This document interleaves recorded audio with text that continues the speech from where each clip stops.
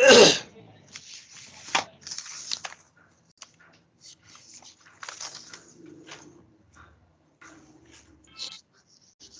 मैं हूं अनिल वर्मा शेखर। रात के 10 बजे हैं और ये समय है बिग बुलेटिन का। बिग बुलेटिन में यूपी के चुनावी महाभारत की चर्चा हम कर रहे हैं और चुनावी समर दिन पर दिन तेज होता जा रहा है। मुख्यमंत्री योगी आदित्यनाथ पूरी तरह से आक्रामक हैं, बाणों की वर्षा कर रहे हैं, बयानों की वर्षा कर रहे हैं और खास तौर पे निशाने पे हैं समाजवादी पार्टी और समाजवादी पार्टी के मुखिया अखिलेश यादव। कल हम लोगों ने चर्चा की थी फरुखाबाद में उनके भाषण पर। आज कानपुर देहात में थे मुख्यमंत्री योगी आदित्यनाथ और उन्होंने पूरी तरह से आक्रामक होते हुए कहा है कि नाम समाजवादी, काम तमंचावादी और सोच परिवारवादी, ये परिभाषा दी है समाजवादी पार्टी की। और पूरी तरह से आक्रामक है कि किस तरह से जब समाजवादी पार्टी की सरकार होती है तब उस समय किस तरह से नौकरियां बेची गई, पद बेचे जाते थे, किस तरह से बोली लगती थी।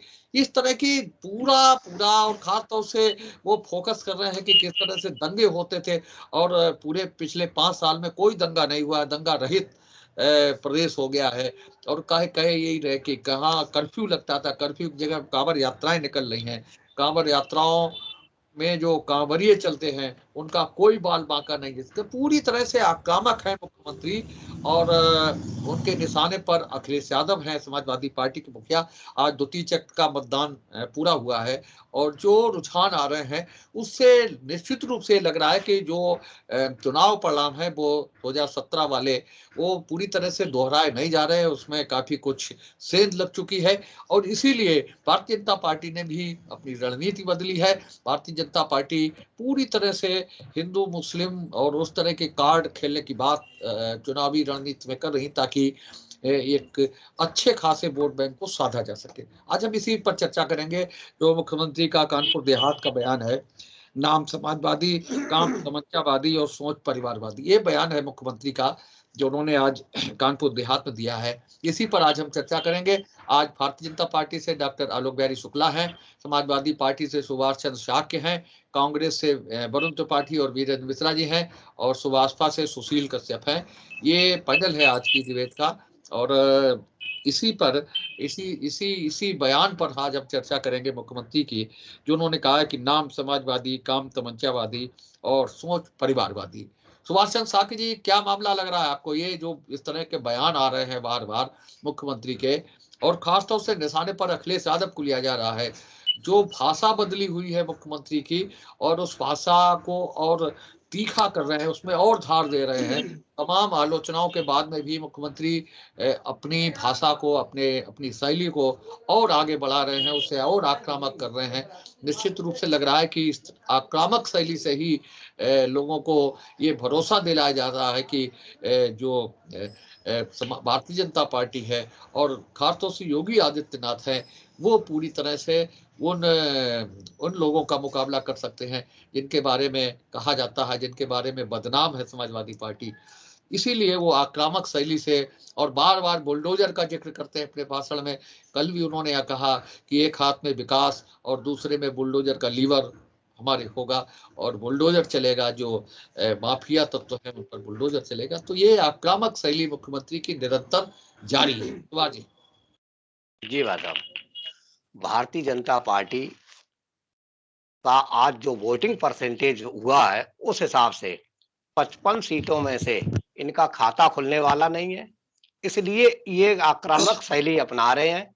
और विपक्ष में केवल और केवल समाजवादी पार्टी है, दूसरा कोई मुकाबले में है नहीं।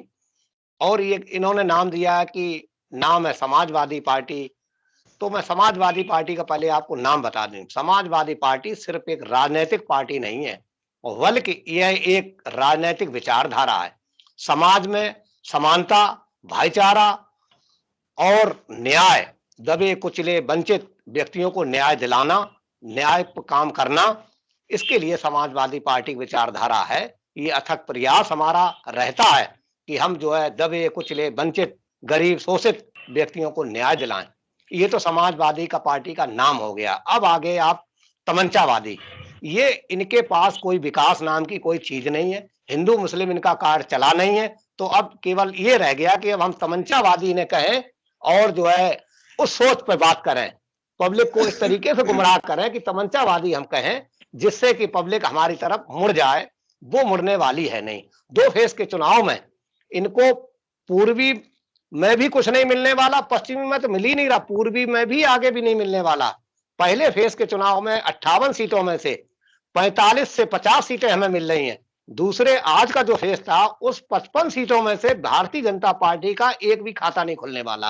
अब करें तो करें क्या? मेन बात ये है, इसलिए ये विकास को नहीं कहते, ये कोई विकास पे बात नहीं करते। अब ये चाहते किसी तरीके से ध्रुवीकरण करें। अब वो जनता जान चुकी है, वो ध्रुवीकरण ना होने वाला है। इन्होंने सब कुछ कर लिया, गोल टोपी और मतलब तमाम चीजें ले आए, लुंगी ले आए, गोल टोपी ले आए, काशी मथुरा अयोध्या ले आए। इन पर जनता ने सबको इन्हें नकार दिया। अब केवल एक बचा है कि कैसे भी अखिलेश यादव ऐसा आक्रमण करें, जनता जो है ये जान जाए कि पहले का चुनाव इनका जो है गुंडागर्दी के बल पे था या वैसे था, वो चीज अब पब्लिक उसको भी जान गई है। तो अब रही है तमंचावादी का कोई काम नहीं, हम विकास करेंगे। हमने जनता को कहा है कि हम रोजगार देंगे, हम 300 यूनिट बिजली फ्री देंगे और जनहित के काम करेंगे। सोच है परिवारवादी। अब इस पे भी आपको बता दें, इस टिकट के डिस्ट्रीब्यूशन में माननीय अखिलेश यादव ने परिवार के किसी भी सदस्य को कहीं पर भी टिकट नहीं दिया है और न परिवार वालों को लड़ाया है। ये आप भी देख रहे होंगे। लेकिन भारतीय जनता पार्टी के लोग सिर्फ दुष्प्रचार में लगे हुए हैं कि हम कैसे इनको दुष्प्रचार करके जो है इनको केवल सत्ता से वंचित रखें। मेरा ये कहना है कि देश प्रदेश की जनता ने मन बना लिया है कि अब जो है सिर्फ और सिर्फ आशावादी नजरों से सिर्फ देख रही है, तो माननीय अखिलेश यादव को देख रही है कि इनको मुख्यमंत्री बनाए, तब आपके इस कुशासन से मुक्ति मिले, ये चाहती है। और यही मेरा है कि हम समाजवादी पार्टी कोई जो है तमंचावादी नहीं है, कोई जो है परिवारवादी सोच नहीं है। ये बीजेपी का केवल इस भ्रामक प्रचार करना है कि किसी तरीका से जनता को हम जो है अपनी तरफ लाएं और हम किसी भी तरीके से सत्ता में इनके पकड़ आए। लेकिन अब ऐसा है नहीं। अब जनता ने मन बना लिया है कि हम जो है समाजवादी पार्टी की सरकार को बनाएंगे। सुशील भाई साहब, विषय बहुत बढ़िया है आज का, समाजवादी, तमंचावादी, परिवारवादी। भैया शब्द अगर आप सुनेंगे या कोई भी व्यक्ति सुनेगा तो विषय बहुत अच्छा बताएगा, लेकिन इस विषय में थोड़ी एक कमी हो गई जो भारतीय जनता पार्टी के लिए बहुत शुभ संकेत नहीं है। ओम प्रकाश राजभर जी ने, हमारे जो राष्ट्रीय अध्यक्ष हैं सोलह भारतीय समाज पार्टी के, उन्होंने जब समाजवादी पार्टी से गठबंधन हुआ था तब उन्होंने बोल दिया था कि पूर्वांचल से लगाकर और पश्चिमी तक उनका जो संगठन है बहुत बढ़िया है। और पिछला जब चुनाव हुआ था तो माननीय राष्ट्रीय अध्यक्ष जी हमारे भारतीय जनता पार्टी के साथ में थे, तब इनका बेड़ा पार हुआ था। तब नाव पर बैठोगे तभी बेड़ा पार होगा, नाव से उतर जाओगे अगर बीच मझधार में छोड़ दिया उन्होंने तो नाव डूबना ही डूबना है। जब मल्लाह जो है नाव छोड़ देता है तो नाव डूबनी ही डूबनी है, बचने वाली नहीं है कहीं पर भी। अब आ जाओ आप समाजवादी पार्टी के ऊपर। समाजवादी समाज का पार्टी का मतलब है कि पूरी समाज को साथ में लेकर चलना। और समाज इस बार जो चुनाव हो रहा है 2022 का, कोई भी समाज कोई भी इससे वंचित नहीं बचा जिस समाज को टिकट नहीं मिला। ये समाजवादी पार्टी का विचार है।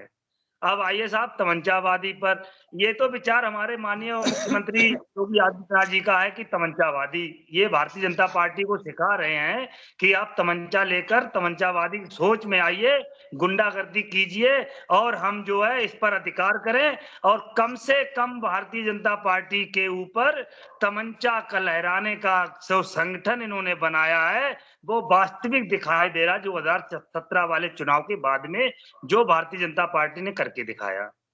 दूसरी बात यह है कि परिवारवादी साहब भारतीय जनता पार्टी में परिवार के लोगों को अभी मंत्री बने हुए हैं, कितने लोग लड़ रहे हैं चुनाव, ये परिवारवादियों का काम है कि भारतीय जनता पार्टी जो अपने परिवार को, हम खुद मंत्री हैं और हमारा बेटा भी मंत्री पद के लिए विधानसभा का चुनाव लड़े और मंत्री बनकर जाए। दूसरी बात है कि आप माननीय अखिलेश जी पे ऊपर हमारे जो समाजवादी पार्टी के राष्ट्रीय अध्यक्ष हैं उनके ऊपर आरोप लगाते हैं, किसी भी कोई परिवार का मात्र एक शिवपाल सिंह यादव जी हैं जो चुनाव लड़ रहे हैं, वो भी जो है गठबंधन करके, उन्हें भी परिवार से अलग किया जाता है क्योंकि परिवारवादी हैं, वो नहीं आते, वो पार्टी से चुनाव लड़ रहे हैं, उनकी पार्टी खुद दूसरी है। दूसरी साफ बात यह है कि अब हिंदू मुस्लिम की राजनीति, पहले 2017 में हिंदू मुस्लिम राजनीति हुई, राम मंदिर का मुद्दा था, पूरे सभी हिंदुओं ने मिलकर वोट समाज भारतीय जनता पार्टी को दिया, और इस बार जो है इनका एजेंडा जो रहा है कि समाजवादी पार्टी को किसी तरीके से हराने का। और इस समय ये कहीं पर भी आप देख लीजिए, पूर्वांचल से पश्चिमी तक कहीं पर भी भारतीय जनता पार्टी इस समय बहुत पीछे है। और दूसरी बात यह है कि अभी शाहजहांपुर में जो चुनाव ये इधर हुए हैं, तो यहाँ पर भी आपको लग रहा होगा कि आप पता करके देख लीजिए, पुलिस वाले कहीं ड्यूटी पर आए होंगे, हमारे भाई साहब भी कहीं ड्यूटी पर गए थे, तो कहीं पता उन्होंने बताया है कि अब की बार भारतीय समाजवादी पार्टी की सरकार निश्चित बनेगी, कोई हिला नहीं सकता। दूसरी बात भाई साहब ये है कि हमारे यहाँ पर जो वोटर है, वोटर कम से कम इतना सक्षम हो चुका है, जान चुका है कि भारतीय जनता पार्टी के पास अब कोई विकल्प नहीं है। भाई साहब, इन्होंने जितनी भी रैलियां अभी तक हुई हैं सिर्फ हिंदू मुस्लिम की बात की होगी, और दूसरी बात यह है कि हम आपस में लड़ाने की बात कही होगी, लेकिन इन्होंने किसी भी एजेंडा के ऊपर बात नहीं की होगी कि हमारे पास महंगाई की कितनी मार है जो जनता झेल रही है, किसान आदमी कितना परेशान है, खाद के लिए तड़प रहा है, फसलों पे नहीं लगा पा रहा है, कहीं पर भी भाड़े पर अगर आदमी व्यक्ति जाता है तो कहीं 10 रुपए में पहुंचता था, आज 50 रुपए में पहुंच रहा है। इस पे कभी कभी किसी ने, मुख्यमंत्री जी ने या योगी जी ने कहीं पर बात नहीं की होगी। अगर बात की होगी तो सिर्फ जो है गुंडागर्दी की, बिल्डोजर की। अगर बिल्डोजर चलाना ही है भाई साहब तो आप चलाइए। भारतीय जनता पार्टी के जो बहुत बड़े उद्योगपति नेता बने हुए हैं उनके पास भी चलाइए। कितने नेताजी जो हैं जी भाई साहब, आप पिछले 1.5 वर्षों से उठा के देखिए, भाजपा के जितना शीर्ष नेतृत्व है प्रदेश से लेकर सेंट्रल तक, सबके इसी तरीके के साफ बयान आ रहे हैं। आप देखिए कि प्रथम चरण का जो चुनाव हुआ उससे भाजपा स्वयं भयभीत है, और कहीं ना कहीं इंटरनल जो इनके पास इनकी पार्टी का अपना इनपुट आ रहा था वो कहीं ना कहीं ये था कि 150 की, आज से करीब महीने 1.5 महीने पहले तक 150 का इनके पास था फीडबैक की 150 से, लेकिन अब वो उतर के आ गया है करीब 100-125 के आसपास। तो आप देखिए कि इनके उप मुख्यमंत्री टीके के साथ भी जो वायरल हुआ दौड़ाए गए थे, इनके साथ बुंदेलखंड के एक तरीके से पब्लिक ने, कानपुर में आपने देखा भरी सभा में किसान किस तरीके से मंच पे चलता है, मैं कहना नहीं चाहता हूं कि उसने क्या किया। अभी कुछ ही दिन पहले ही जिले के साथ भोजपुर विधानसभा है, किस तरीके से इनके भोजपुर के विधायक जी को साहब किस तरीके से घोड़ी सुनाई। और आप ये देखिए कि बयानों की वर्षा, बयान वीर है, भाषण वीर है, इसमें कोई दो राय नहीं, और 2017 वाले नतीजे नहीं आएंगे ये भाजपा अच्छी तरीके से जानती है। उसी को पूरा आधार बनाते हुए, क्योंकि इन्होंने धरातल पे कुछ किया नहीं है, इस तरीके की बयानबाजी हो रही है कि ध्रुवीकरण से ही साहब हमारी नौका पार हो जाए। लेकिन अब की बार वोटर साहब साइलेंट है, आर्थिक मार उसके ऊपर इतनी जबरदस्त पड़ी है, उसे ना राम से मंदिर मतलब है, ना रहीम से मतलब है, उसे सिर्फ 2 टाइम की अपनी रोटी से मतलब है। साहब रोटी पे बात नहीं करेंगे, बेटी पे बात नहीं करेंगे, बात किस पे करेंगे साहब? देखिए है, गन्ना किन्ना है, ना युवाओं पे बात करेंगे, बेरोजगारी का आलम उत्तर प्रदेश में क्या है। इन्हीं की मंत्री स्मृति ईरानी जी ने कहा था कि साहब भारत में सबसे जो है वो बड़ी जगह उत्तर प्रदेश में हो रही हैं। तो कहीं ना कहीं किसान, युवा, व्यापारी, आम जनता और गृहिणी का जो राशन पानी है साहब, की थाली कि रोटी उसके हाथ से साहब जाती हुई नजर आ रही है। जनहित के मुद्दों पे बात नहीं करेंगे। ये कैसे मुख्यमंत्री हैं साहब? ये तो भगवाधारी मुख्यमंत्री हैं और आस्था का केंद्र बिंदु है। अब इतने बड़े मठ पे रहते हैं तो कहीं ना कहीं बच्चों परिवार वालों के ऊपर तो साहब कृपा करें। आपने तो रोटी से साहब थाली से साहब रोटी आपने छीन ली, तो कैसी ये साहब रामराज की सरकार है? महिलाएं जो है सरेआम साहब रात में बगैर उनके परिवार के कोई लोग हुए शासन प्रशासन जलाता है, तो ये कैसा साहब रामराज है? योगी जी जरा इस ओर ध्यान पूरी से अब काम नहीं। बीरेन जी। शेखर जी, समाजवादी का अर्थ होता है कि वह व्यवस्था जिस व्यवस्था में देश के संविधान के गरीब किसान मजदूर व्यापारियों और सभी जातियों देश की व्यवस्था संसाधन बराबर का हो, कोई ये समाजवादी व्यवस्था होती है। लेकिन भारतीय जनता पार्टी तो इस सोच की हो नहीं सकती है। जब ये डिबेट करते हैं, चाहे राष्ट्रीय स्तर से आपके नीचे स्तर से लो, चाहे जिले स्तर से लो, इनकी डिबेट में अगर पाकिस्तान सब हटा दिया जाए, चीन हटा दिया जाए, आतंकवाद हटा दिया जाए, हिंदू हटा दिया जाए, मुसलमान हटा दिया जाए, गर्मी निकाल दिया जाए, हटा दिया जाए, सर्दी हटा दिया जाए, जिन्ना निकाल दिया जाए, गौ माता निकाल दिया जाए, बुलडोजर निकाल दिया जाए, तो इनके पास डिबेट करने के लिए शब्द ही नहीं है। तो ये डिबेट ही नहीं कर सकते। इनका डिबेट अब जब से चुनाव शुरू हुआ है तब से ये शब्द लेकर चले जाते हैं। आपने बात की कि तमंचाधारी की बात, जब आप जो है किसी पर जो है काउ को बुलडोजर चढ़ा देंगे, गर्मी शांत कर देंगे, सर्दी शांत कर देंगे, है ना, तो ये सभी तमंचा वाली बातें हो गई। आप जो है जब जो है किसान आंदोलन करते हैं तो वहां पर आप लाठी चला देते हैं, तो तमंचाधारी व्यवस्था तो ये हो गई। उनके कीले बिछा देते हैं, उन पर जो है लाठियां चलाते हैं, पानियां भी बौछार कर देते हैं, तो तमंचाधारी व्यवस्था तो इसको कहते हैं। आंगनबाड़ी महिलाएं जब जब अपनी मांग करती हैं तो उन पर लाठी चला देते हैं, तो ये जो है ये तमंचा वाली व्यवस्था है। और छात्र जब बेरोजगार रोजगार की मांग करते हैं तो ये तमंचा वाली व्यवस्था है। तो तमंचा वाली व्यवस्था कौन है? तो ये समझते हैं कि इसमें भारतीय जनता पार्टी बहुत ज्यादा भूमिका जो है निभा रही है। जहां तक जो है समाजवादी की पार्ट है कि ये सच नहीं है कि सपा एक जातीय दल के रूप में जाना जाता है। भारतीय जनता पार्टी उग्रवाद सोच की है कि ये सच नहीं है कि सपा के कार्यकाल में सारा विकास जो है सफाई तक सीमित हो गया था। क्या ये भी सही नहीं है कि जो है जब विकास की बात आई तो सपा ने विकास कर और कब्रिस्तान तक सीमित कर दिया, उसकी बाउंड्री तक सीमित कर दिया? क्या ये भी सच नहीं है कि जातीय संघर्ष इनके समाजवादी पार्टी के कार्यकाल सबसे ज्यादा हुए? क्या ये सच नहीं है कि इनके नेताओं सबसे ज्यादा भ्रष्टाचार का आरोप लगे? तो ये एक जैसे लोग हैं शेखर जी। इनके कार्यकाल की तमंचाधारी की बात आती है, दोनों तमंचाधारी हैं ये, सपा और बसपा के, सपा के लोग बीजेपी के लोग। ये कहते थे बंद दुकान तुम्हारी खुली दुकान हमारी, ये भी तमंचा वाली बात हो गई।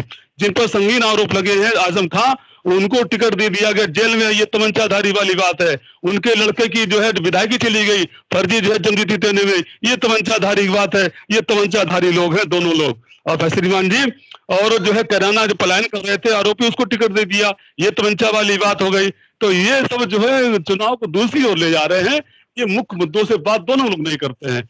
मुख्य मुद्दों की बात होना चाहिए कि हमारी विजन है। ये तमंचा, चीन, पाकिस्तान, मुसलमान, गर्मी निकालने, सर्दी निकालने में इनका कोई विषय नहीं रह जाता है। ये चुनाव हारने वाले हैं और इस 10 मार्च को भारतीय जनता पार्टी इस प्रदेश से विदा होने वाली है, ऐसा मेरा मानना है। ठीक है आलोक जी। शेखर जी। शेखर भाई, आज 14 फरवरी है और आज के दिन हमारे देश के वीर जाबाज जो कि पुलवामा में शहीद हुए थे, आपके चैनल के माध्यम से मैं उनको सादर श्रद्धांजलि देता हूं। पूरा देश उनके परिवार के साथ खड़ा है और वर्तमान सरकार अपने उन समस्त सैनिकों के साथ पूरी शिद्दत के साथ खड़ी है। इसी से मैं शुरुआत करता हूं। अभी हमारे साथी कांग्रेस के बोल रहे थे, हमें ऐसा लगता है कि कहीं ना कहीं राष्ट्रवाद का कोई प्रभाव इनके मन मस्तिष्क पे छाया, जिन्होंने समाजवाद की परिकल्पना को साकार करने का प्रयास किया। ऐसा लग रहा था कि ये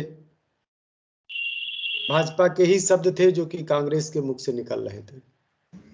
सारी बातें शेखर भाई उन्होंने कह दी। हमारे कांग्रेस के साथी ने कि इनका समाजवाद सिर्फ परिवारवाद है। अभी हमारे समाजवादी साथी कह रहे थे कि किसी भी समाजवादी पार्टी में परिवारवादी व्यक्ति को टिकट नहीं मिली। अरे भाई, कोई रह ही नहीं गया तो टिकट देते किसे? अभी वो इस लायक नहीं हुए हैं परिवार में, जो भी एक आधे रह गए होंगे जिनको टिकट दी जा सकती, नहीं तो अवश्य दी जाती। कहीं पर छोड़ा नहीं जाता, परिवार प्रथम है, उसके बाद सब कुछ है। दूसरी बात ये कि तमंचावादी, इसमें कहीं पर भी कोई उन्होंने गलत बात नहीं कह दी। हम आप फर्रुखाबाद में रहते हैं, फर्रुखाबाद से हमें आपको जब समाजवादी पार्टी की सरकार हुआ करती थी तो सैफई एक मेला लगता था। आप सब लोगों के संज्ञान में होगा कि वहां पर कुछ रियायतें दी जाती थी कि आप कृषि संयंत्र अगर खरीदते हैं, ट्रैक्टर वगैरह, तो आपको कुछ रियायत दी जाती है। तो फर्रुखाबाद के, कन्नौज के और इधर उधर के लोग बाग अगर कुछ खरीदने जाते थे तो उन्हें इस बात का लगातार भय बना रहता था कि जो हम रुपया लेकर के जा रहे हैं, ये रुपया से हम उस कृषि यंत्र को खरीद पाएंगे, ट्रैक्टर खरीद पाएंगे, मोटरसाइकिल खरीद पाएंगे। ये आम धारणा बन गई थी कि सैफई से सुरक्षित हम कैसे लौट पाए, और अगर खरीद भी लिया तो वो नया वाहन आपके घर तक वापस आ पाएगा कि नहीं आ पाएगा, ये बड़ा प्रश्न चिन्ह खड़ा करता था। ये परिस्थिति थी सैफई मेले की। पूरे प्रदेश में तमंचा का व्यापार बढ़ा, कच्ची शराब का व्यापार बढ़ा, माफियाओं का राज चला, और उसी का परिणाम था कि पूरे प्रदेश में अराजकता का माहौल व्याप्त हुआ। प्रतिदिन अगर तमंचा था तभी तो ये राहजनी होती थी। कहीं पर भी चैन छीन लेना, मोटरसाइकिल छीन लेना, कहीं पर रास्ते को रोक करके राहजनी कैसे होती बताओ? तो तमंचा घुसा, 2 कारतूस डाले और चले गए, निकल गए राहजनी करने। उसका परिणाम क्या होता था? अगर कहीं पकड़े भी गए तो उन्हें सत्ता का संरक्षण प्राप्त था, सत्ता से छूट जाते थे। तो ये पूरी व्यवस्था सुनियोजित तरीके से समाजवादी पार्टी ने 5 वर्ष में विकसित की, और हमारी जब सरकार आई तो इस पूरी व्यवस्था को तोड़ने का काम किया है और उन पर बुलडोजर चलाया है। तो इसमें कतई असंगत नहीं है। हमारे पूरे प्रदेश की जनता ने 5 वर्ष जो सुशासन को महसूस किया है, उसके आधार पर ये पुनः 10 मार्च को हमको आशीर्वाद देगी। निश्चिंत रहिए। अमित। शेखर भाई, जिस तरीके से आज मुझे खुशी हुई कि कम से कम कांग्रेस के एक प्रवक्ता ने समाजवादी के तमंचावादी जो विचारधारा पर विषय रखा, नहीं तो अभी तक तो कांग्रेस और समाजवादी पार्टी में मैच फिक्सिंग चलती थी, क्योंकि कांग्रेस के लोग और समाजवादी पार्टी के लोगों की भाषा शैली एक ही होती। अब आइए समाजवाद, परिवारवाद और तमंचावाद, क्योंकि ये लोहिया जी का समाजवाद तो बेच दिया, अब सिर्फ सैफई का समाजवाद समाजवादी पार्टी में चलता है। और आज वही सैफई का समाजवाद परिवारवाद में बदल गया। और अभी जैसे कह रहे थे कि अब तो परिवारवाद का कलंक भी समाजवादी पार्टी ने धो दिया है, लेकिन नहीं धुला है। अखिलेश जी वो कलंक धोने का प्रयास कर रहे हैं, लेकिन राम गोपाल ने परिवारवाद को बढ़ावा देकर समाजवादी पार्टी को गर्क में दाग दिया है। सुभाष साकी जी, जानिए कि किस तरीके से राम गोपाल ने 80% अपने रिश्तेदारों को टिकट दिया है। तो परिवारवाद की जो विचारधारा है अभी भी चल रही है समाजवादी पार्टी के अंदर। अब आइए तमंचावादी विचारधारा पर। इनके पूर्व मुख्यमंत्री और राष्ट्रीय अध्यक्ष अखिलेश यादव जी एटा में जनसभा करते हैं और किस तरीके से समाजवादी पार्टी के कार्यकर्ता मीडिया कर्मियों को मां बहन की गालियां देते हैं, उनको कवरेज नहीं करने देते हैं। ये होती है तमंचावादी वाली व्यवस्था। और 2012 से लेकर 17 तक तमंचावादी व्यवस्था इस प्रदेश के लोगों ने देखी थी, क्योंकि मैं भी जब घर से जाता था, अगर बेवर की तरफ निकला तो घर वाले कहते थे 6 बज गया बेटा, पहले चले आओ नहीं तो लूट लिए जाओगे। काली नदी के पुल पर जाते थे तो लोग कहते थे 6 बजे के बाद काली नदी पुल न जाना। अलीगंज में 6 बजे के बाद निकलना दूभर हुआ करता था। अगर कहीं पकड़ हो जाए किसी बच्चे की तो 80% समाजवादी पार्टी के किसी कार्यकर्ता के यहाँ लोग चले जाते थे और पकड़ सुनिश्चित हो जाती थी और सकुशल उसका बेटा मिल जाता था। ये तमंचावादी व्यवस्था, अपराधियों का संरक्षण समाजवादी पार्टी के कार्यकाल में हुआ। जिस तरीके से आपने देखा, अभी सुभाष जी भी कह रहे थे, आदरणीय वकील साहब साकी साहब जी कह रहे थे कि किस तरीके से समाजवादी पार्टी के लोगों को हमारी ठोको नीति से डर लगता है। बुलडोजर से भी इन्हें डर लगता है। अरे भाई डर किस बात का? हमारा बुलडोजर अगर अतीक अहमद के घर पर चला तो आपको डर क्यों लगता है? हमारा बुलडोजर अगर मुख्तार अंसारी के यहाँ चलता है तो आपको डर क्यों लगता है? हमारा बुलडोजर जिस तरीके से टीटी का पेपर लीक करने वाले शिक्षा माफिया के घर पर चलता है तो आपको डर क्यों लगता है? डर इसलिए लगता है ना कि धीरे धीरे जो आपने संरक्षण देकर इन माफियाओं को इकट्ठा किया था, बाबा जी ने इनके घरों पर बुलडोजर चलाकर इनको नेस्तनाबूद कर दिया। कारण ये हुआ कि आज आपको प्रत्याशी ढूंढने नहीं मिल रहे, कारण ये हुआ कि आज आपको कार्यकर्ता ढूंढने नहीं मिल रहे, कारण ये हुआ कि आज आपको प्रचार करना दूभर हो गया है, और कारण ये हो गया है कि आपको जितना पैसा था वो कन्नौज से हमने छापा डलवाकर जो नंबर 2 का पैसा हुआ करता था, जिसकी फोटो भी 2015 में जब अखिलेश जी ब्रिटेन गए थे तो अपने के साथ में उस माफिया को साथ ले गए थे, वो किसी से छुपा नहीं। तो समाजवादी पार्टी की विचारधारा ने इस उत्तर प्रदेश को वहां पर ला खड़ा किया था कि इस उत्तर प्रदेश से अगर कोई व्यापारी अपना निवेश करने से डरता था। समाजवादी पार्टी की यह विचारधारा थी कि अखिलेश यादव 5 साल में एक बार नोएडा नहीं जाते हैं और कहते हैं कि अगर मैं नोएडा चला गया तो मैं मुख्यमंत्री पद से हाथ धो लूंगा। आज जनता ने वही उन्हें किया है कि वो छटपटा रहे हैं कि किस तरीके से उत्तर प्रदेश को दोबारा लूटने को मिल जाए। जिस तरीके से अभी कांग्रेस के प्रवक्ता, समाजवादी पार्टी के प्रवक्ता कह रहे थे कि हम विकास की बात नहीं करते, हम तो कहते हैं कि मुझसे बात करो विकास की, लेकिन जब हम विकास गिनाते हैं तो तुम्हें विकास दुबे याद आ जाता है। जब हम कहते हैं कि इस उत्तर प्रदेश से हमने एक भी सांप्रदायिक दंगे नहीं होने दिए, तब तुम कहते हो साहब आजम खान को जेल में डाल दिया। जब हम कहते हैं कि हमने शिक्षा माफियाओं का अंत कर दिया, किस तरीके से इस उत्तर प्रदेश में डिग्रियों को बेचा जाता था। याद है कि भीमराव अंबेडकर यूनिवर्सिटी से लगभग 350 शिक्षकों को हमने बर्खास्त किया। ये वही शिक्षक थे जो फर्जी डिग्री लेकर शिक्षक बने हुए थे और छात्रों का भविष्य उनके हाथ में था।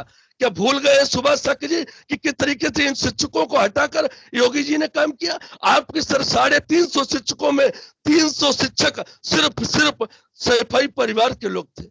सैफई परिवार मतलब एक जाति विशेष के लोग। इस तरीके से इस उत्तर प्रदेश को बना दिया था। योगी जी ने पारदर्शिता सरकार से लाए और ऐसा किया है कि आप पढ़ो, आपकी नौकरी आपके पास है। हम कहते हैं बात करिए विकास की, आप करते क्यों नहीं विकास? हमने आज गांव-गांव सचिवालय बनवाए, हमने आज गांव-गांव शौचालय बनवाए, हमने हर गरीब को राशन दिया, हर गरीब को पहनने को कपड़ा दिया, हर गरीब को हमने मकान दिया है। ये हमारी सरकार ने पारदर्शी तरीके से किया है। आपकी तरह राशन घोटाला नहीं किया, आपकी तरह हमने खाद्यान्न घोटाला नहीं किया, आपकी तरह हमने लैपटॉप घोटाला नहीं किया। हमने एक उत्तर प्रदेश बनाने की दिशा पर अग्रसर है और 10 मार्च को हम पुनः बहुमत की सरकार पर आएंगे।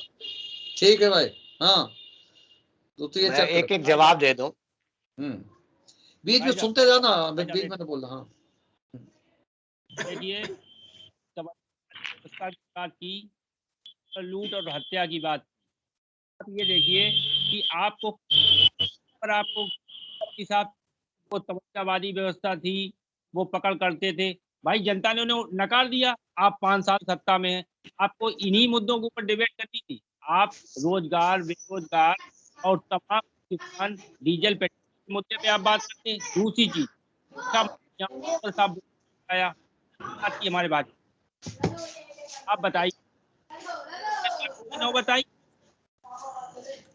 आप ये सब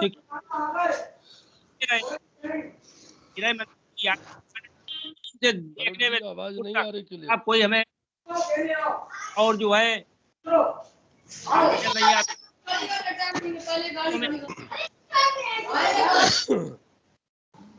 तो कन्नौज में स्वयं गवर्नमेंट कंफ्यूज थी। जो आपकी जो इंटरनल रिपोर्ट थी वो स्वयं कंफ्यूज थी गवर्नमेंट। चलो बहुत लंबी बात हो जाएगी, थोड़ा जवाब भी सुन लीजिए। नहीं, समाजवादी भाषा बोल रहे हैं वरुण त्रिपाठी जी। हाँ वरुण जी, मैं अपने कांग्रेस के साथियों को बता दूं कि समाजवादी पार्टी के कार्यकाल में 12,000 अपहरण के केस आए थे। भारतीय जनता पार्टी के कार्यकाल के अपहरण के केस जरा बता दीजिए। बताइए।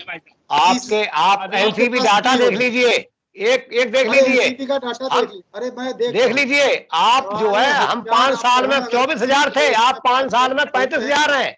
आप ये तो देखिए कम से कम। लेकिन आप प्रचार करते हैं, आप झूठा प्रचार करते हैं, बस ये है। आप डाटा उठा लीजिए और डाटा एनालिसिस करा लीजिए। मैं फर्रुखाबाद का डाटा दे दूं, बताओ हर महीने का निकलता है। 5 वर्ष के कार्यकाल में तो अखबार उठा के देख लीजिए, पता लग जाता है। पिछली सरकार से कार्यकाल में हमारी सरकार में एक भी सांप्रदायिक दंगा नहीं हुआ। हिंदू मुस्लिम ये बराबर करते रहते हैं। और इनके कार्यकाल में प्रतिदिन 20 दंगे होते थे, प्रतिदिन का पूरा रिकॉर्ड है। 5 साल के कार्यकाल में 20 दंगे प्रतिदिन। आप प्रशासन की बात करते हैं, 20 दंगे प्रतिदिन करवाते हैं। आपकी जब सरकार बनी तो अयोध्या मामले में जो बम विस्फोट के आरोपी थे, पहली सरकार जैसे ही गठन हुआ उनके मुकदमे वापस लिए। अरे आप तो अपराधियों के साथ हैं। आपने अभी कहा दंगे नहीं हुए, दंगे मर गए। आप लाइए, आप उठा के लाइए। आप बताइए आपके समय में हो रहा है, गाड़ी चला दी जाती है, आपके समय में कर रहा है। किसानों को दबा दिया जाता है, इन्हें दंगा नहीं करते हो। आप उन अपराधियों को संरक्षण दे रहे हैं। बात तो कौन सा तमंचावादी था? ये समाजवादी नहीं, इसका नाम तमंचावादी पार्टी ही होना चाहिए। उसको पोस्टमार्टम करने का भी दोबारा मौका नहीं दिया गया। उन्नाव की दलित बेटी को इंसाफ मिलना चाहिए कि नहीं मिलना चाहिए? कहाँ गए कांग्रेस और समाजवादी पार्टी के लोग जो हाथरस के कांड पर इतना बवाल मचाए हुए थे? आज उस उन्नाव की बेटी पर आपके पार्टी के विधायक हैं। अरे याद जो मुकदमा दर्ज है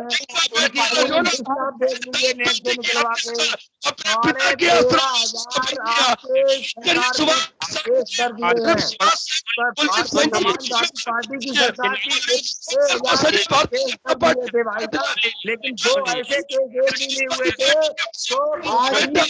आज सुहेल देव जी की आत्मा को बहुत पीड़ा पहुंच रही होगी, क्योंकि आपने एक निषाद राज की चर्चा की थी। निषाद की प्रासंगिकता राम के साथ जुड़ी है और राम भक्तों पर गोली चलवाने वालों के साथ आप आज खड़े हैं। आज आप सुहेल देव को कहीं ना कहीं आप आघात कर रहे हैं। समझिएगा,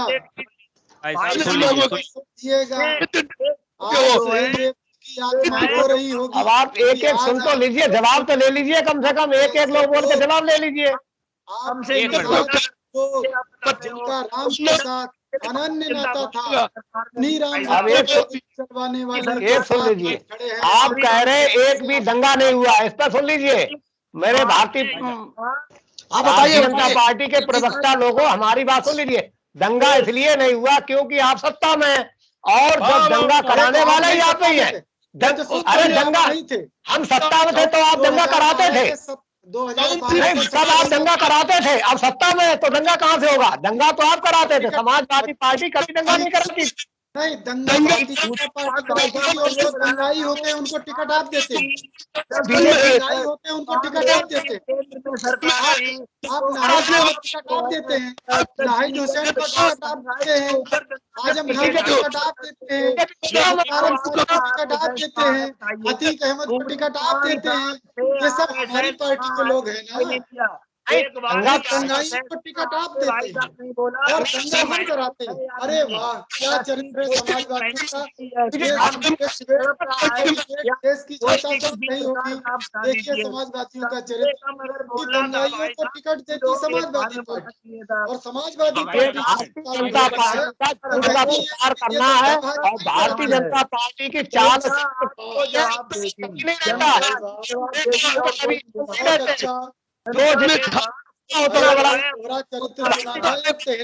कहाँ से आ गया? जाल बिछा रखा है भारतीय जनता पार्टी ने। आज वो ठगाई बिल्कुल खत्म। सुहेल देव जी की आत्मा रो रही होगी। जिस निषाद की आप संकल्पना कर रहे हो, निषाद का भगवान राम के साथ जो अनन्य नाता था है, उन्होंने कहा थे मल्लाह कभी मल्लाहों से उतराई लेते हैं भैया। तो आज मल्लाह जात के जो लोग हैं, जो आज राम भक्तों पर गोली चलवाने वाले लोग हैं, उनके साथ खड़े हैं। आज सुहेल देव की भी आत्मा रो रही होगी, इसलिए सुहेल देव को कलंकित मत करिए, सुहेल देव को कलंकित मत करिए, उस निषाद राज को कलंकित मत करिए। ये सुहेल देव के नाम पर राजनीति करते हैं, सुहेल देव के अनुयायी नहीं हो सकते। साथ नहीं है। नहीं, जब सुहेल देव आपके पास थे तो बहुत डरे हुए थे। अरे सुहेल देव के अनुयायी नहीं हो सकते, ये सिर्फ सुहेल देव ने जब आपकी पार्टी के साथ थे तो बहुत बढ़िया थे, आज हमारे साथ है वो बहुत खराब हो गए, है ना। ये भारतीय जनता पार्टी का ये द्वारी चाल है ना, भारतीय जनता पार्टी। ये आपके साथ थे बहुत अच्छे थे, हमारे साथ आ गए बहुत खराब हो गए। के साथ रहे, अरे यही साथ रहे, दिक्कत नहीं है। ये आपके साथ रहेंगे बहुत अच्छे हैं। पर गोली चलवाने वाले के साथ हिंदुस्तान में और निषाद का नाम लेकर के नहीं, तो आपने क्यों अर्पणा यादव को आपने क्यों ले लिया? अगर इतना ही आपको था गोली चलवाने तो आपके साथ अटूट नाता था।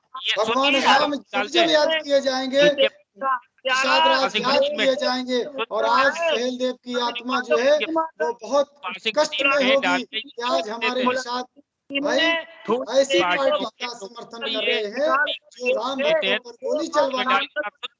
तो आपने क्यों ले लिया? गोली चलवाने वाले परिवार को आपने अर्पणा यादव को क्यों ले लिया? क्यों ले लिया? कौन सी आपको जरूरत पड़ गई? ऐसी क्यों जरूरत पड़ गई? अरे क्यों? वो ऐसे नहीं है, वो भी तो उसी परिवार की बहू है। अरे उसी परिवार की बहू है। अरे मैं उसी परिवार की बहू है, इस बात को स्वीकार करिए ना। मैं आपको परिवार की हूँ। अगर आप राम भक्त सरकार में जो महिलाओं के ऊपर अत्याचार हुआ है, देखिए आपके साथ जो जिस पार्टी का नेता आ जाए वो बहुत चरित्रवान हो जाएगा, वो बहुत धुला हुआ हो जाएगा, वो बहुत ईमानदार हो जाएगा, और जो किसी और पार्टी में चला जाए तो वो बेईमान हो जाएगा और वो सबसे खराब हो जाएगा, वो देशद्रोह हो जाएगा। को आपने बाहर निकाल दिया, ये संगत का असर होता है, ये संगत का असर है। भारतीय जनता पार्टी बिल्कुल नहीं करती, अरे बहुत सारे सनातन धर्मी भगवान राम के उस गर्भगृह पर अस्पताल बनवाने की बात करते हैं, मस्जिद बनवाने की बात करते हैं, बहुत सनातन धर्मी ऐसे भी हैं। तो ये संगत का असर है भाई, संगत का असर है। तो आप क्यों नहीं यूनिवर्सिटी बनवाइए, आप जो है अस्पताल बड़े बड़े बनवाइए, क्यों नहीं इंतजाम करते? आपका मकसद पूरी भारतीय जनता पार्टी के पास केवल ये मकसद है कि आप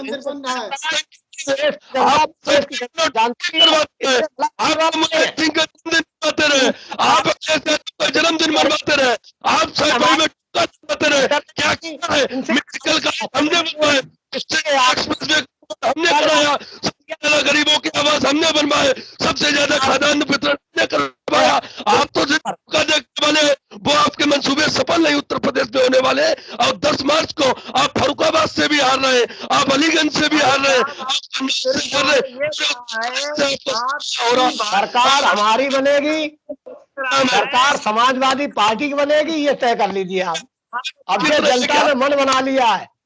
जनता के पास क्या आधार क्या है जो मन बनाने का? आधार ये है कि हम जो रोजगार देंगे, हम रोजगार देंगे, हम महंगाई घटाएंगे, हम बिजली फ्री देंगे। अरे बिजली आप देंगे ही नहीं, फ्री क्या? अरे बिजली के कारखाने हमारे बनाए हुए, जो आप 24 घंटा जो लाइट आ रही है वो कारखाने हमारे बनाए हुए हैं। आपकी सरकार ने एक भी प्लांट नहीं लगाया। बहुत सही, बहुत सही। अरे बहुत सही, आप देख लीजिए ना। समाजवादी पार्टी ने कारखाने बनाए, उसी से योगी जी की सरकार। चलिए, बिग बुलेटिन की आज की इस बहस को यहीं समाप्त कर रहे हैं। आज हम लोगों ने मुख्यमंत्री के बयान पर चर्चा की। कानपुर देहात में उन्होंने कहा कि नाम समाजवादी, काम तमंचावादी और सोच परिवारवादी, इसी पर आज हम लोगों ने चर्चा की।